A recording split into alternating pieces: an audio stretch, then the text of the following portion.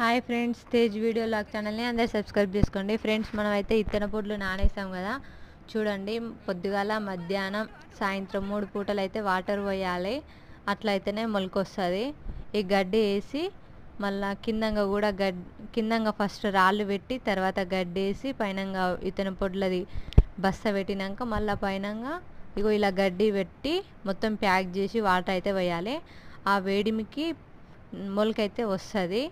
చూడండి ఫ్రెండ్స్, ఇదైతే మార్నింగ్ టైంలో మేమైతే వాటర్ పోస్తున్నాము. సెకండ్ డే, థర్డ్ డే అయితే ఫుల్ వస్తుంది మొలక. మనమైతే అలుక్కోవచ్చు ఇక పొలంలో.